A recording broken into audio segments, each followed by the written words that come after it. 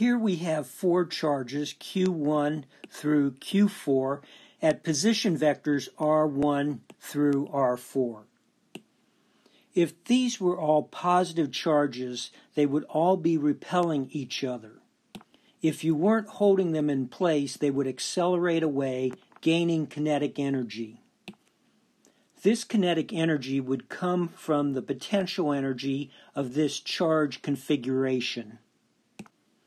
Let's determine the potential energy, the energy stored in a charge configuration.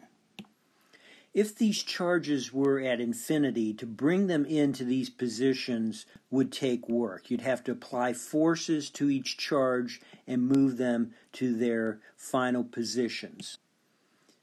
The amount of work that takes would be the potential energy of this charge configuration. Before developing the equation for the energy in a charge configuration, let's work a specific problem to find the energy in the following charge configuration. By working this problem, we will develop a mental model for why there's energy in this charge configuration before we develop an abstract equation for it. Here is our charge configuration. Let's take the three charges and move them all out to infinity.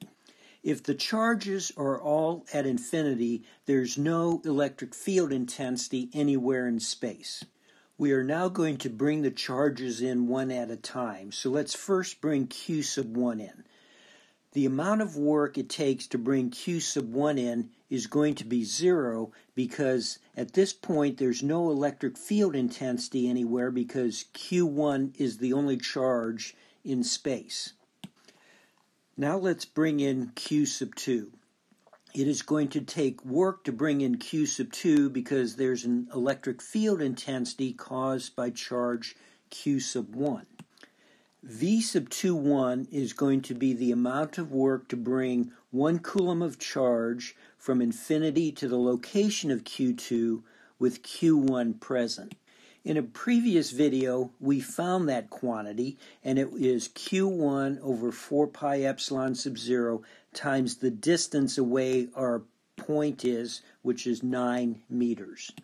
So if this is the work to move 1 coulomb to position where Q sub 2 is, the amount of work to move Q2 there is just Q2 times V sub 2(1). So let's put in our values of Q1 and Q2 and epsilon sub 0 and calculate this work. So I've substituted in our values. These meters cancel. 4 pi over 36 pi is 9, and these 9s cancel. 2 times 5 is 10. We have a 10 to the minus 12 over 10 to the minus 9, so that leaves a 10 to the minus 3, and we have coulombs squared over farads. So the work is 10 to the minus 2 joules.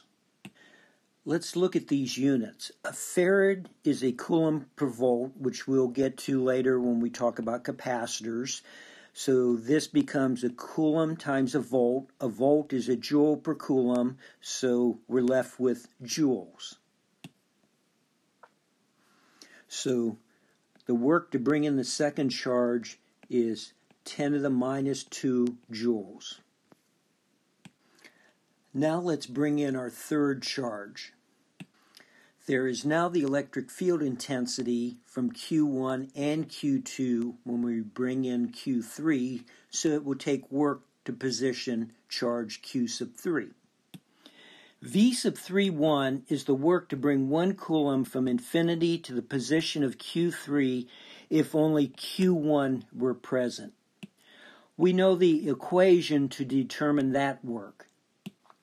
V sub 3(2) is the work to bring 1 coulomb from infinity to the position of Q3 if just Q2 were present. We know the equation to determine that work. Superposition holds, so V sub 3(1) plus V sub 3(2) is the work to bring 1 coulomb of charge from infinity to the location of Q sub 3. If we multiply V sub 3(1) plus V sub 3(2) by Q sub 3, we have the amount of work it takes to position Q sub 3 if Q1 and Q2 were present.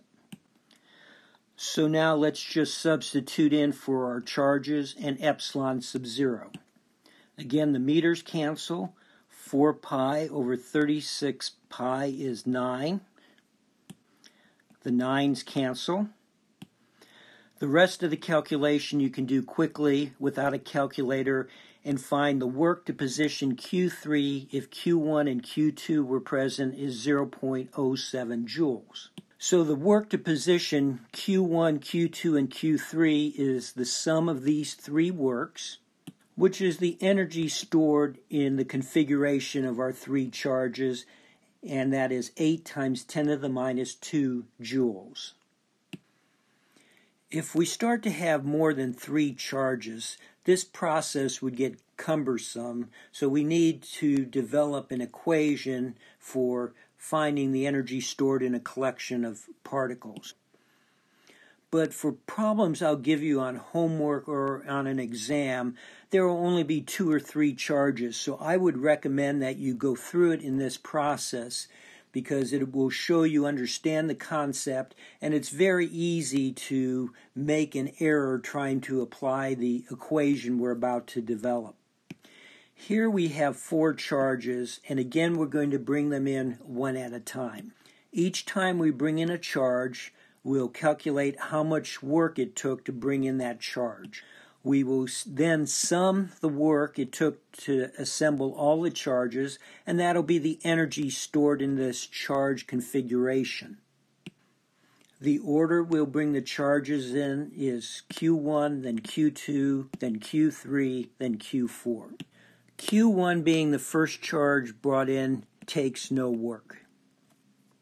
It takes work to bring in charge 2 because charge 1 is already here.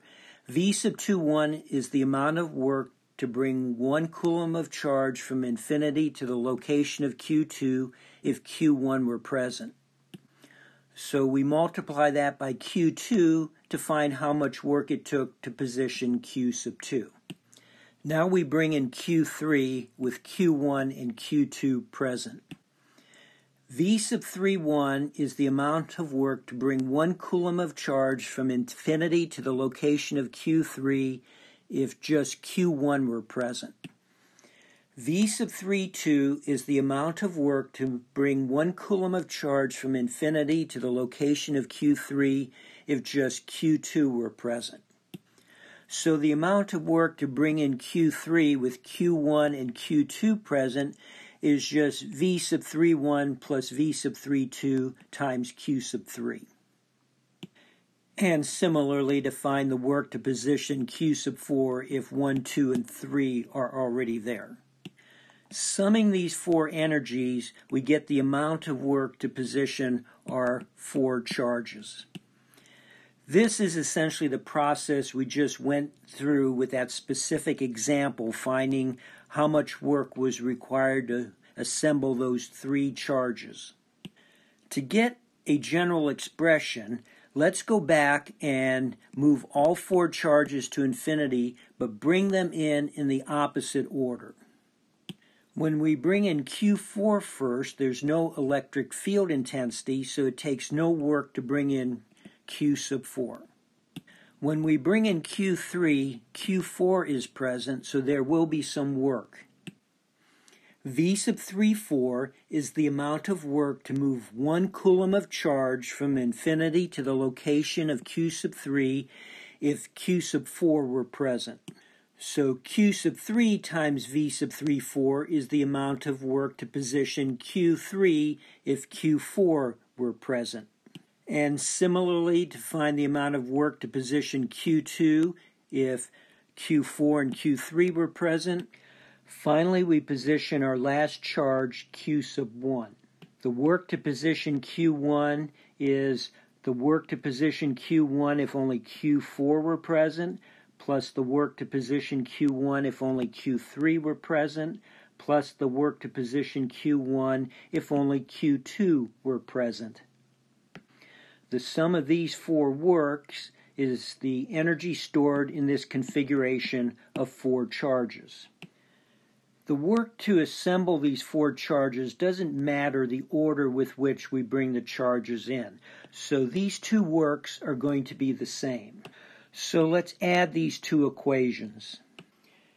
When we sum these two equations, on the left we'll get twice the amount of work it took to assemble the charges.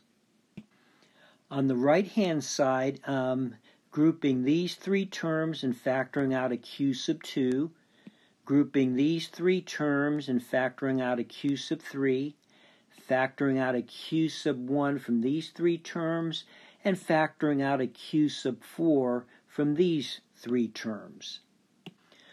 The sum of these three potentials is just the potential at the location of Q2 due to charges Q1, Q3, and Q4, and let me call that V sub 2. Similarly, the sum of these three potentials is the potential at the location of charge Q3 due to charges Q1, Q2, and Q4, and I'll call that V sub 3. Similarly, for the sum of these three potentials, which will be V sub 1, and these three potentials, which will be V sub 4. So twice the energy in our configuration of charges is equal to the potential at location of Q2 times Q2 plus the potential at the location of Q3 times Q3 plus the potential at the location of Q1 times Q1 plus the potential at the location of Q4 times Q4. So it's simple to see that an extension to n charges would be this equation right here, and now we can solve for W to get our general expression for the energy stored in a configuration of n charges. If instead of point charges we had some volume charge density, then if you take a differential volume dV times rho sub v, we would have our differential charge. So for our point charge here, let's substitute in our differential charge, and the summation becomes an integral over the region of your charge distribution.